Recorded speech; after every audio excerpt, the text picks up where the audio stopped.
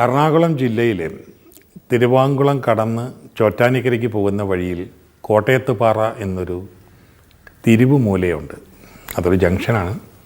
അവിടെ ഒരു കാലഘട്ടത്തിൽ ഒരു സജീവ രാഷ്ട്രീയ പ്രവർത്തകനായിരുന്ന, പിന്നീട് അഭിഭാഷക വൃത്തിയിൽ വ്യാപരിച്ചിരുന്ന ഞാലിയത്ത് NV മാത്യു എന്നു പേരുള്ള ഒരു വക്കീലുണ്ടായിരുന്നു. ആ വക്കീലിൻ്റെ വീട്ടിൽ അവിടെ കടന്ന് ചോറ്റാനിക്കരയ്ക്ക് പോകുന്ന വഴിക്ക് അമ്പാടി മലയെന്നൊരു മലയുണ്ട്. ആ മലയുടെ കുന്നിറക്കത്തിൽ ഒരു കോളനിയിൽ താമസിച്ചിരുന്ന വീട്ടിൽ നിന്ന് ഒരു ബാലൻ പാല് വാങ്ങാൻ വരും. കാക്കി നിറമുള്ള ഒരു വലിയ ട്രൗസറും ഒരു അരക്കയ്യൻ ബനിയനും ഇട്ടുകൊണ്ട്, ചിലപ്പോൾ ഒരു ഷർട്ടും ഇട്ടുകൊണ്ടാണ് വരവ്. ഗേറ്റിൻ്റെ മുമ്പിലെത്തി. ആ ഗേറ്റിൻ്റെ മുമ്പിൽ പാല് വാങ്ങാൻ വരുന്ന പല സമയത്തും വക്കീൽ അവിടെ ചെടികളെ ശുശ്രൂഷിച്ചുകൊണ്ട് നിൽപ്പുണ്ടാവും. ഗേറ്റിൻ്റെ മുമ്പിലെത്തി ഈ ബാലൻ ചോദിക്കും, പട്ടിയുണ്ടോ? അപ്പോൾ കൂട്ടിൽ കിടന്നുറങ്ങുന്ന പട്ടിയെ നോക്കിയിട്ട് വക്കീൽ പറയും, ഉണ്ടല്ലോ. കടിക്കുമോ? കടിക്കാനല്ലാണ്ട് പിന്നെ കുരയ്ക്കാൻ മാത്രമായിട്ട് ഇപ്പോൾ ആരെങ്കിലും പട്ടിയെ പോലെ എടുത്തു? പട്ടി കടിക്കും, കടിക്കാനല്ലേ പട്ടിയുള്ളത്? അല്പനേരം പരിങ്ങി നിൽക്കും. പരിങ്ങി നിന്നതിന് ശേഷം വക്കീൽ കുസൃതിയോടെ ചോദിക്കും, നീ പട്ടിയുടെ വായിൽ കൈവച്ച് കൊടുത്ത് കടി വാങ്ങാനാണോ വന്നത്, അതോ പാല് വാങ്ങാനാണോ? അപ്പോൾ ഒരു ദീനമായ നേർത്ത സ്വരത്തിൽ ഈ ബാലൻ പറയും, പാല് വാങ്ങാൻ. എന്നാൽ മര്യാദയ്ക്ക് പാല് വാങ്ങിക്കൊണ്ട് സ്ഥലം വിടുക. ഗേറ്റ് കടന്ന് പേടിച്ചരണ്ട പാദങ്ങളോടെ ചുവട് വെച്ച് ഈ പട്ടിയെ തളച്ചിട്ടിരിക്കുന്ന കോടിൽ നിന്ന് പരമാവധി അകലം പാലിച്ചുകൊണ്ട് പിന്നാമ്പുറത്തേക്ക് ചെന്ന് പാല് വാങ്ങി, അതേ അകലം പാലിച്ചുകൊണ്ട് ഗേറ്റിനടുത്ത് വരെ ഇടയ്ക്കിടയ്ക്ക് തിരിഞ്ഞു നോക്കിക്കൊണ്ട് ഈ ബാലനെത്തും. ആ സമയം മുഴുവൻ, രാത്രി മുഴുവൻ കുരച്ച് ബഹളം വെച്ചതിൻ്റെ ക്ഷീണം തീർക്കാൻ വേണ്ടി ഏതാണ്ട് നിദ്രയിലാണ് പട്ടി.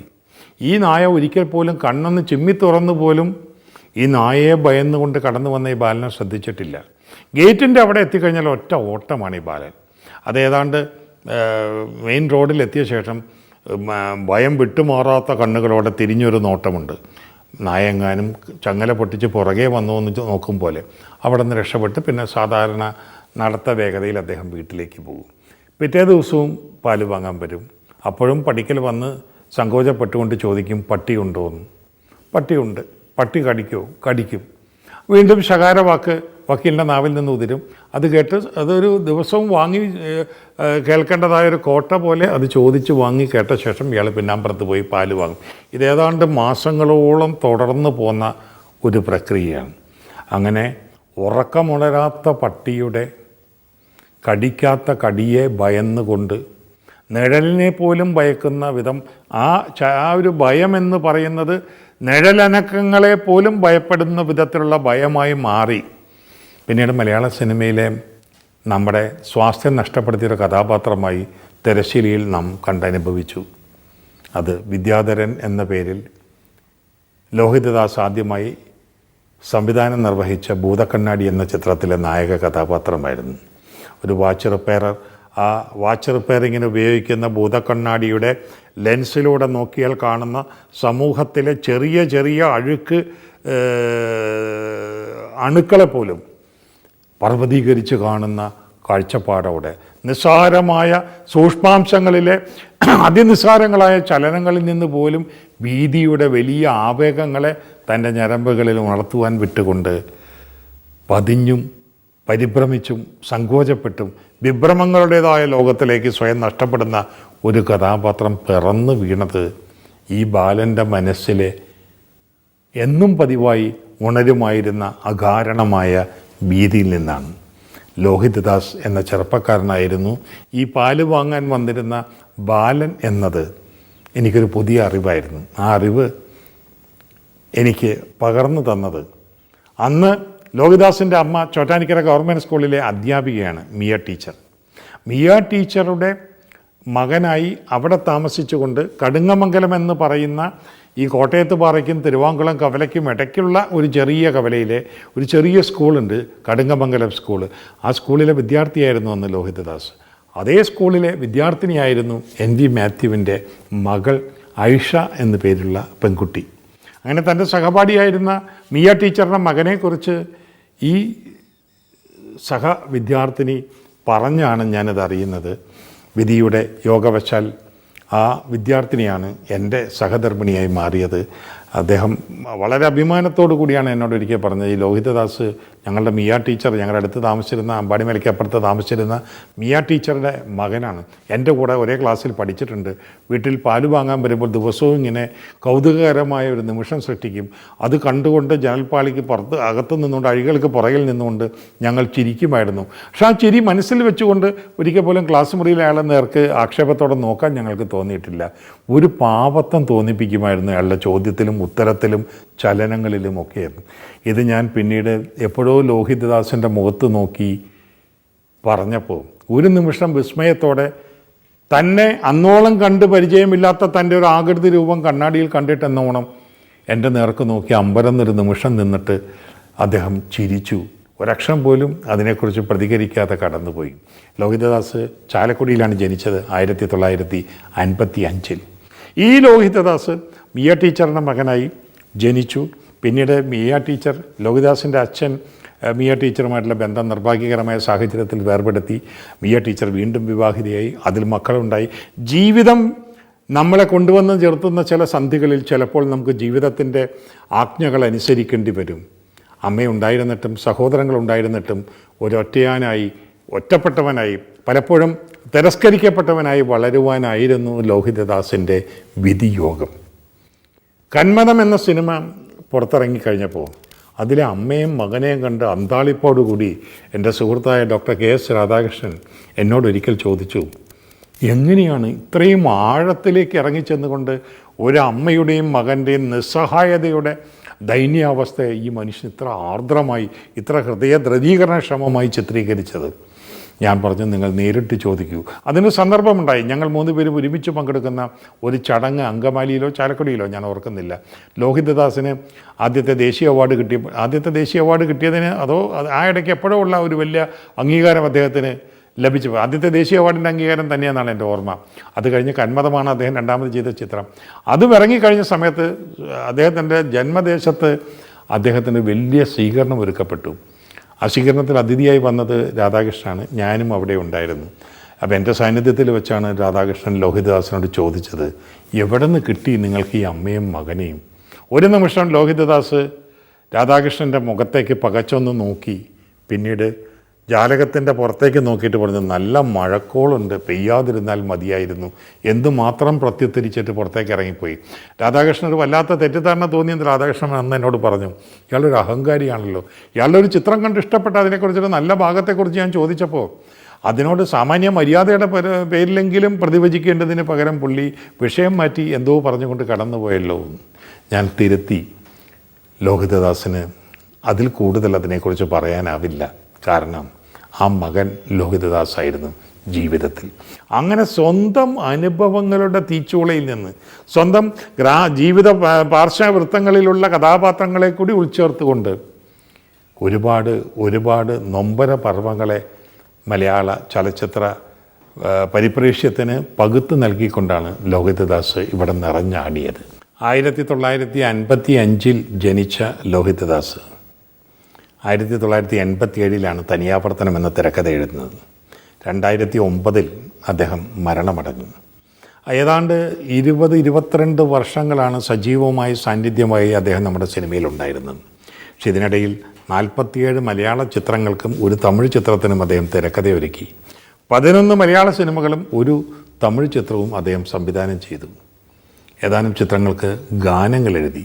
ഏതാനും ചില സിനിമകളിൽ അഭിനയിക്കുകയും ചെയ്തു.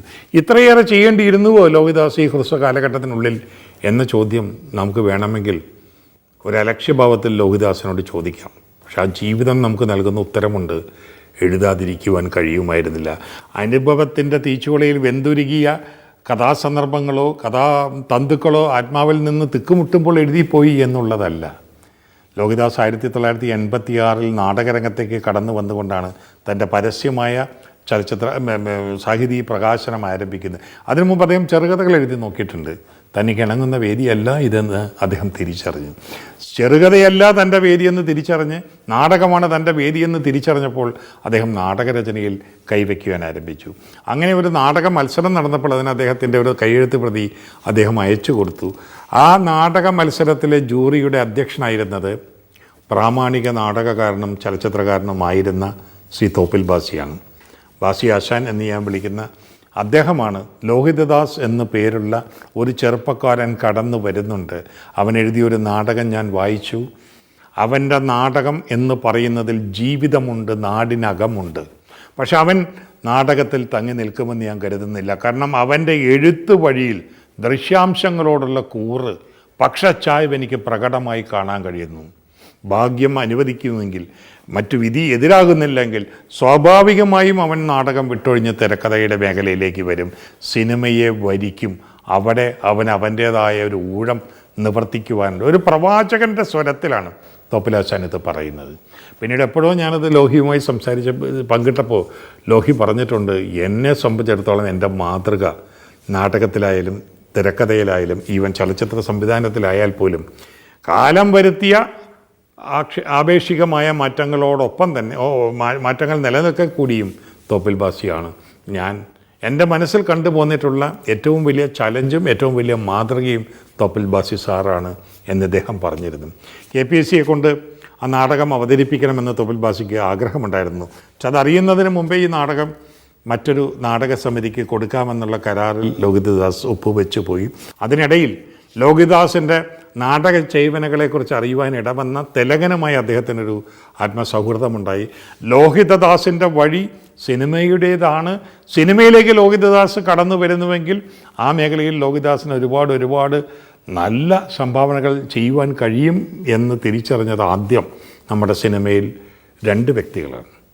ഒന്ന് തിലകൻ, 2 അന്ന് സിബി മലയിലിൻ്റെ സഹസംവിധായകൻ മാത്രമായിരുന്ന ചാലക്കുടിക്കാർക്ക് ഏറ്റവും പ്രിയപ്പെട്ട അശോകേട്ടൻ എന്ന് പേര് വിളിക്കുന്ന ഒരാളുടെ മകനായിരുന്ന സുന്ദർദാസ് പിന്നീട് ലോഹിതദാസിൻ്റെ ഒരു തിരക്കഥയ്ക്ക് ചലച്ചിത്രാവിഷ്കാരം നൽകിക്കൊണ്ട് സ്വതന്ത്ര സംവിധായകനായി മാറുന്നത് പിന്നീട് നാം കണ്ടറിയുന്ന ചരിത്രം. ഏതായാലും സുന്ദർദാസും തിലകനും ചേർന്ന് ലോഹിതദാസ് എന്ന് പറയുന്ന ഒരു മനുഷ്യൻ്റെ എഴുത്ത് വഴി സിനിമയിലേക്ക് വ്യാപിപ്പിക്കുന്നതിന് വേണ്ടിയുള്ള ശ്രമങ്ങൾ നടന്നു പോകുന്നു. പലരുടെ അടുത്തും പറഞ്ഞാണ് സിബിയുടെ അടുത്ത് ഇങ്ങനെ ഒരു നിർദ്ദേശം വരുന്നത്. അങ്ങനെ ഒരു ചിത്രം നിർമ്മിക്കുവാൻ വേണ്ടി ആലപ്പുഴയിലുള്ള നന്ദകുമാർ എന്ന നിർമ്മാതാവ് തയ്യാറായി വന്നപ്പോൾ ആ ഇടയ്ക്ക് സിബിയും ഞാനും ഏതാണ്ട് നിത്യേന എന്നോണം സമ്പർക്കമുള്ള ആളുകളായിരുന്നു. സിബി എൻ്റെ അടുത്ത് പറഞ്ഞു, എൻ്റെ പുതിയ ചിത്രം എഴുതുന്നത് നാടകത്തിൽ മാത്രം ഇതേവരെ ഉണ്ടായിരുന്നിട്ടില്ല, അതും 1-2 നാടകങ്ങൾ മാത്രം എഴുതിയിട്ടുള്ളൊരു പുതിയ ചെറുപ്പക്കാരനാണ്. ലോഹിതദാസ് എന്നാണ് അയാളുടെ പേര്. അപ്പോൾ ഈ പേര് തോപ്പിൽ ബാസി പറഞ്ഞ് ഞാൻ കേട്ടിട്ടുള്ള കാര്യവും തോപ്പിൽ ബാസി ഏതാണ്ടൊരു പ്രവാചക സ്വരത്തിൽ ഇയാളെക്കുറിച്ച് പറഞ്ഞിട്ടുള്ള കാര്യവും ഞാൻ സിബി മലേൻ്റെ അടുത്ത് പറഞ്ഞു. അങ്ങനെ ലോഹിതദാസ് എഴുതിയ ആ തിരക്കഥയാണ് തനിയാവർത്തനം എന്ന പേരിൽ നാം സിനിമയായി കാണുന്നത്. തനിയാവർത്തനം എന്ന സിനിമ സിബി മലയിൽ എന്ന സംവിധായകൻ്റെ മാത്രം ജീവിതത്തിൽ മാത്രമല്ല, മമ്മൂട്ടി എന്ന നടൻ്റെ അഭിനയ ജീവിതത്തിൽ മാത്രമല്ല, മലയാള സിനിമയുടെ തുടർ പ്രയാണത്തിലും ഒരു വഴിത്തിരിവിന് പ്രേരകമായ നിമിത്തമായ ഒരു ചലച്ചിത്രമായിരുന്നു. ആ കഥാപാത്രം നിവേശിക്കപ്പെടുന്ന ജീവിതസന്ധികളിലെ അപരിമേയമായ അല്ലെങ്കിൽ അപ്രതിരോധ്യമായ നിസ്സഹായ അവസ്ഥയുടെ ദൈന്യതയുടെ നീർച്ചുഴിയിൽ കൊണ്ടുവന്നിട്ടുകൊണ്ട് ഉറക്കെ വിലപിക്കുവാൻ പോലും അവകാശം സ്വയം നിഷേധിക്കുന്ന കഥാപാത്രത്തിൻ്റെ യുദ്ധം തുടങ്ങുന്നതിന് മുമ്പേ പരാജയത്തിൻ്റെ ഘോഷം കാതിൽ അലച്ചു വരുമ്പോഴും വീറോടെ പരുതുവാൻ വിധിക്കപ്പെടുന്ന മനുഷ്യൻ്റെ നിസ്സഹായാവസ്ഥയുടെ ആദ്യ സ്ഫുലിംഗം ലോഹിതദാസ് എന്ന് പറഞ്ഞ എഴുത്തുകാരൻ്റെ തൂലികയിൽ നിന്ന് ഒരു വിളംബരം സമമായി നമ്മുടെ മലയാള ചലച്ചിത്ര പരിപ്രേക്ഷ്യത്തിൽ മുഴങ്ങുന്നത് ആ ചിത്രം തൊട്ടാണ്. ലോഹിതദാസിൻ്റെ ഏതാണ്ട് എല്ലാ തിരക്കഥകളിലൂടെ സഞ്ചരിക്കുമ്പോഴും മനുഷ്യൻ എത്ര അഹങ്കരിച്ചാലും എത്ര പകിട്ടുകൾ കൊണ്ട് സ്വയം അതിശയവൽക്കരിച്ചാലും ആത്യന്തികമായി നിസ്സഹായനും നിരാലംബനുമാണെന്നും സ്വന്തം ജീവിതത്തിൽ നിന്ന് പകർത്തെടുത്ത ഏകാന്തതയുടെ നൊമ്പരത്തീയിൽ നിന്ന് മാത്രം വിളഞ്ഞെടുത്ത ആ അനുഭവ സാക്ഷ്യത്തിൻ്റെ തേങ്ങലുകൾ ആ കഥാപാത്രങ്ങളുടെ ജീവിത പാർശ്വങ്ങളിൽ തേമ്പി നിൽക്കുന്നത് നമുക്ക് കാണാൻ കഴിയും. അതിശയവൽക്കരിക്കപ്പെട്ട കൃത്രിമമായ ചേരുവകളോടുകൂടി സിനിമയുടെ ചില തിക്കുമുട്ടലുകൾക്കിടയിൽ ലോഹിതദാസ് എഴുതേണ്ടിയിരുന്നില്ല എന്ന് നമുക്ക് തോന്നിയിട്ടുള്ള പല ചിത്രങ്ങളും അദ്ദേഹം എഴുതിയിട്ടുണ്ട്. അത് എഴുത്തുകാരൻ ഇത് ഒരു മുഖ്യ ലാവണമായി സ്വീകരിക്കുമ്പോൾ അദ്ദേഹത്തിന് നേരിടേണ്ടി വരുന്ന അപ്രതിരോധ്യമായ വിധിയുടെ ഭാഗമാണ്. അതിൽ നിന്ന് ആരും തന്നെ മുക്തരായിരുന്നിട്ടില്ല. ലോഹിതദാസ് പക്ഷേ അപ്രകാരം എഴുതേണ്ടിയിരുന്നില്ലാത്ത ഒരു തിരക്കഥ എഴുതുമ്പോഴും അതിലെ ഏതെങ്കിലും കഥാപാത്രങ്ങൾ ജീവിതത്തിൻ്റെ ഈ സത്യസന്ധമായ ചോര വിശുദ്ധിയിൽ നിന്നുകൊണ്ട് നമ്മുടെ നേർക്ക് നോക്കി അലിവോടെ കർക്കശമായി പുഞ്ചിരിക്കുന്നുണ്ട്. നമ്മളെ ആരെങ്കിലും അവഗണിക്കുന്നത് നമുക്ക് താങ്ങാനാവും, ആരെങ്കിലും നമ്മളെ ആക്രമിക്കുന്നത്, ശകാരിക്കുന്നത്, ഭത്സിക്കുന്നത്, അല്ലെങ്കിൽ വെറുപ്പോടെ തള്ളിക്കളയുന്നത് നമുക്ക് താങ്ങാനാകും. ഇതെല്ലാം ഉള്ളിലൊരു ഉമിത്തി പോലെ നീറുമ്പോഴും നമ്മളെ നോക്കി അലിവോടെ പുഞ്ചിരിക്കുന്നതിൻ്റെ പുറകിലെ നിഷ്ഠൂരത, അത് വിധാനിക്കുന്നവനും ഏറ്റുവാങ്ങുന്നതിനും ഒരുപോലെ പ്രതിരോധിക്കാനാവാത്ത അത് സൃഷ്ടിക്കുന്ന നിസ്സഹായത, അത് വളരെ വളരെ അനുഭവിച്ചാൽ മാത്രം അറിയാൻ കഴിയുന്ന ഒരു പ്രത്യേകതരം മാനസികാവസ്ഥയാണ്. ആ അവസ്ഥ അതിൻ്റെ അളവ് മാത്രകളുടെ ഭാവാന്തരങ്ങളിലൂടെ കഥാപ്രകൃതത്തിൻ്റെ ചേരുവകൾ മാത്രം മാറിക്കൊണ്ടിരുന്നപ്പോഴും അതിതീക്ഷ്ണമായി, നിശിതമായി, തീവ്രമായി പ്രേക്ഷക മനസ്സിലേക്ക് പകുത്തു തരുവാൻ കഴിഞ്ഞു എന്നുള്ളതാണ് ലോഹിതദാസിനെ അദ്ദേഹം മരണമടഞ്ഞ 6 വർഷങ്ങൾക്ക് ശേഷം അദ്ദേഹത്തെ അനുസ്മരിക്കുമ്പോഴും നമ്മുടെ മനസ്സിൽ നിറതിങ്ങി നിൽക്കുന്ന ഒരു വിഷാദരാഗമായി വീണ്ടും ഉണർത്തിത്തരുന്നത്.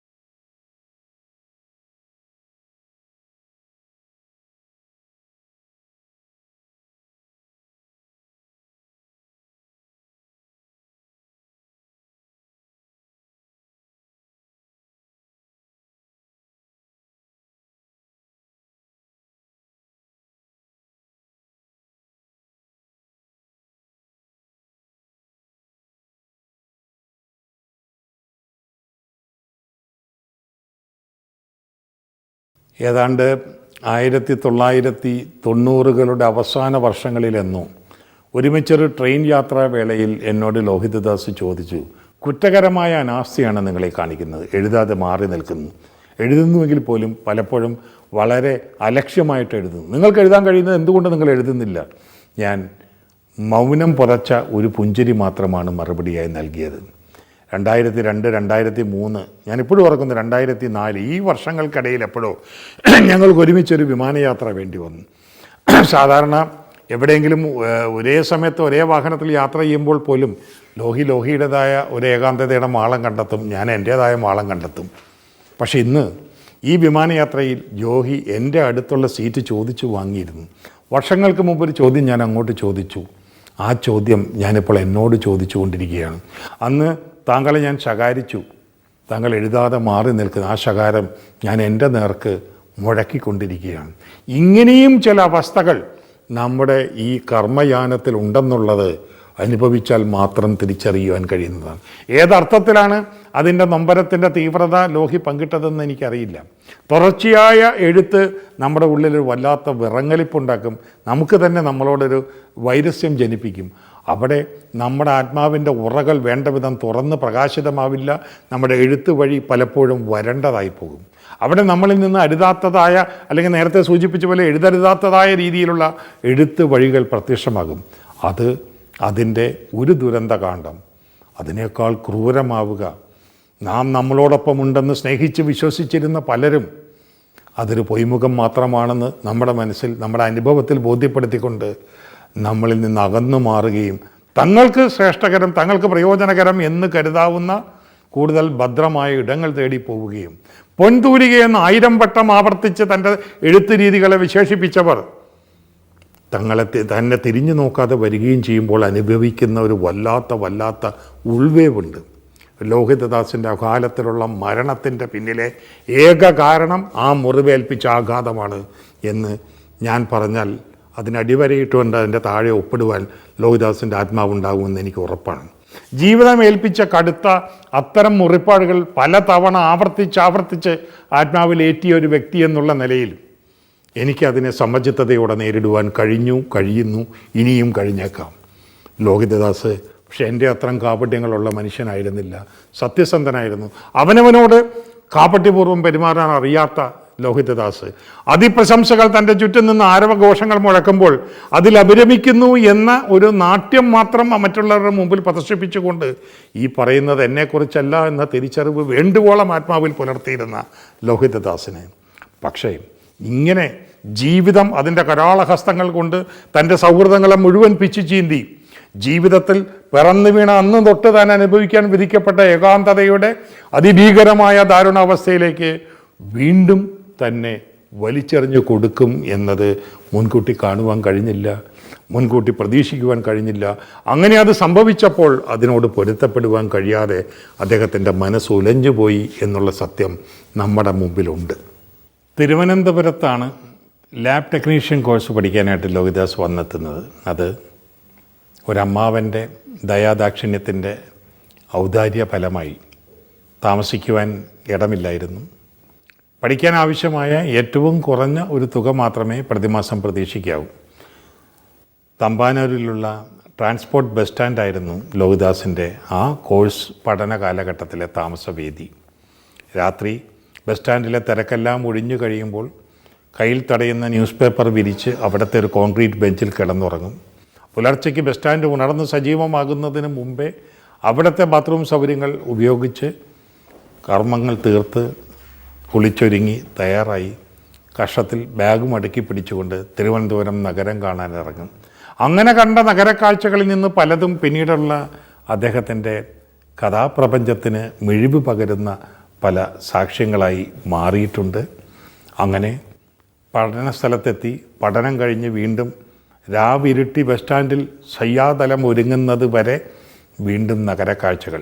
അപ്പോൾ പുലർയാമങ്ങളിലും രാവിൻ്റെ അന്ധകാരം നേർത്ത പടലം പോലെ പടർന്ന് വ്യാപിച്ചു വരുന്ന സമയപദങ്ങളിലും നഗരത്തിൻ്റെ മാറുന്ന മുഖഛായയുടെ ഭാവാന്തരങ്ങൾ അത് ആവോളം സൂക്ഷ്മാംശങ്ങളിലേക്ക് ആഴ്ന്നിറങ്ങിക്കൊണ്ട് നോക്കിക്കാണുവാനുള്ള അനുഭവ പരിശീലനം കൂടിയായിരുന്നു വർദ്ധിയുടെ ആ നാളുകൾ ലോഹിതദാസിനെ സംബന്ധിച്ചിടത്തോളം. നിസ്സാരമായ തമാശകൾ കേട്ടാൽ ശരീരമാകെ ഇളകി തുളുമ്പി ചിരിക്കുന്ന പ്രകൃതമായിരുന്നു ലോഹിതദാസിൻ്റേത്. പക്ഷേ ഇളകി ചിരിക്കുമ്പോഴും ആ ചിരിയുടെ ഉള്ളിലെവിടെയോ വ്യംഗ്യമായി ഒരു നേർത്ത വിലാപത്തിൻ്റെ ശ്രുതി ഇടചേർന്നിരുന്നു. കരഞ്ഞുകൊണ്ടല്ലാതെ ചിരിയെ ധ്യാനിക്കുവാൻ കഴിയാത്ത ഒരു മനസ്സ്. ആ മനസ്സ് ചിരിച്ചത്, ആ മനസ്സ് പ്രണയിച്ചത്, ആ മനസ്സ് വരിച്ചത് ദുരന്തത്തിൻ്റെ സ്ഥായീ സംഗീതം മുഴങ്ങുന്ന ഭാവസഹസ്രങ്ങളെയാണ്. വികിരണം ചെയ്യുവാൻ ശ്രമിച്ചതും അതേ ഭാവസഹസ്രങ്ങളെയാണ്. അതിൽ നിന്ന് കുടഞ്ഞു മാറിയ ഒരു ചലച്ചിത്ര സബരിയ, ഒരു ധ്യാന സാധ്യത ലോഹിതദാസിന് അന്യമായിരുന്നു. തോപ്പിൽ ഭാസിയെ അദ്ദേഹം മാതൃകയായും സ്വാധീനമായും ഹൃദയം കൊണ്ട് സ്വീകരിച്ചു എന്ന് പറയുമ്പോഴും തോപ്പിൽ ഭാസിയുടെ പ്രത്യയശാഠ്യ ബദ്ധിതമായ ചെയ്വനകളിലേക്ക് ലോഹിതദാസ് ഒരിക്കലും അപഭ്രംശം സംഭവിച്ചിട്ടില്ല. ലോഹിതദാസ് ഒരിക്കലും വരും കാലത്തിന് വേണ്ടി ഉണർത്തുപാട്ടുകൾ പാടിയിട്ടില്ല. അകച്ചങ്ക് വെന്തവൻ ഇന്നിൻ്റെ ആദ്യ ചുവട് വയ്ക്കുമ്പോഴേ അനുഭവിച്ചറിയുന്ന ചെന്നെത്തി തീരാനുള്ള ദുരന്ത തീരത്തിൻ്റെ എല്ലാ വിഹലതകളും ആത്മാവിൽ നെരിപ്പോടിൽ നീറി പുകയുവാൻ വിട്ടുകൊണ്ട് ജീവിതത്തെ ജീവിച്ച് തീർത്തേ മതിയാകൂ എന്ന ശാഠ്യത്തോടെ നിവർത്തിതമായ ചുവടുകളായിരുന്നു ലോഹിതദാസ് സ്വന്തം ജീവിതത്തിൽ മുന്നോട്ട് വെച്ചത്. ആ കഥാപാത്രങ്ങൾ നിവർത്തിച്ചതും അതേ ചുവട് മാതൃകകളായിരുന്നു. പാത്രസൃഷ്ടിയിലാവട്ടെ, ആഖ്യാന ഘടനയിലാവട്ടെ, വാർപ്പ് രീതികളെ ലംഘിക്കുവാനുള്ള സഹജ പ്രവണത ലോഹിതദാസിൽ ദൃശ്യമായിരുന്നു. ഒരിക്കൽ പോലും അദ്ദേഹത്തിൻ്റെ കഥാപാത്രങ്ങൾ, പ്രത്യേകിച്ച് ഹീറോ അല്ലെങ്കിൽ ഹീറോയിൻ, അവരെ അവതരിപ്പിക്കുന്നതിന് വേണ്ടിയുള്ള മുന്നൊരുക്കങ്ങൾ രംഗഘടനയിൽ നമുക്ക് കാണാൻ കഴിയില്ല. നാടകത്തിൻ്റെ ത്രിരംഗ ഘടന എന്ന് പറയുന്നതിനെ വളരെ വളരെ സത്യദീക്ഷമായി തന്നെ അനുവർത്തിക്കുമ്പോഴും അതിൻ്റെ ലീനിയറും നോൺ ലീനിയറുമായ എല്ലാ ഘടനാ സാധ്യതകളെയും ഉൾച്ചേർക്കുമ്പോഴും ലോഹിതദാസ് പ്രവചനാതീതനാകുവാൻ വേണ്ടി ഒരുപാട് ബോധപൂർവമല്ലാതെ തന്നെ ശ്രമിച്ചു പോന്നിരുന്നു. പൂർണ്ണമായും ശരി ചെയ്യുന്ന കഥാപാത്രങ്ങൾ ലോഹിതദാസിൻ്റെ കഥാപ്രപഞ്ചത്തിൽ അന്യമാണ്. ഒരു കഥാപാത്രവും പൂർണ്ണമായും നല്ലവനല്ല. ഒരു കഥാപാത്രം ചെയ്യുന്നതും പൂർണ്ണമായി ശരിയുമല്ല. പൂർണ്ണമായി ഇതിന് വിരുദ്ധമായ ശ്രേണിയിലുള്ള കഥാപാത്രങ്ങളോ ഇല്ല. പൂർണ്ണമായും തിന്മയിൽ ജ്വലിച്ച് മുഴുകി നിൽക്കുന്നൊരു കഥാപാത്രത്തെ ഈ കടുത്ത വർണ്ണക്കൂട്ടുകൾ കൊണ്ട് വരച്ചു തീർക്കുന്ന അത്തരം മെറ്റഫോഴ്സിനെ ലോഹിതദാസിൻ്റെ കഥാപ്രപഞ്ചത്തിൽ നമുക്ക് കാണാൻ കഴിയുന്നില്ല. പൂർണ്ണമായും നീചമായ, പൂർണ്ണമായും തെറ്റുകൾ ചെയ്യുന്ന, അല്ലെങ്കിൽ തെറ്റിൽ മാത്രം കുരുത്ത് തെറ്റ് മാത്രം ഉപാസിച്ചുകൊണ്ട് കടന്നു പോകുന്ന ഒരു കഥാപാത്രം ലോഹിതദാസിൻ്റെ ഒരു കഥാപ്രപഞ്ചത്തിൽ നമുക്ക് കണ്ടെത്തുവാൻ കഴിയുന്നില്ല. ഗബ്രിയലിനെയും ലൂസിഫറിനെയും ഒരേ മനസ്സിൻ്റെ ഭാവാന്തരങ്ങളായി ഉൾച്ചേർത്തുകൊണ്ടുള്ള ഒരു സങ്കല്പ ധ്യാനമാണ് ലോഹിതദാസിൻ്റെ കഥാപ്രപഞ്ചം ഒരു പുനർവായനയ്ക്ക് വിധേയമാകുമ്പോൾ നമ്മുടെ മുമ്പിൽ പകർന്നു തരുന്നത്. അതുകൊണ്ട് തന്നെ അതിശയവൽക്കരിക്കപ്പെട്ട കഥാപാത്രങ്ങളും കൃത്രിമമായ കഥാസന്ദർഭങ്ങളും ഇടചേർക്കേണ്ടി വന്നപ്പോൾ പോലും ആ കഥാപാത്രങ്ങൾ ദീനശ്രുതിയിൽ നിന്നുകൊണ്ട് വിലാപങ്ങൾ ഉണർത്തിയിരുന്നു.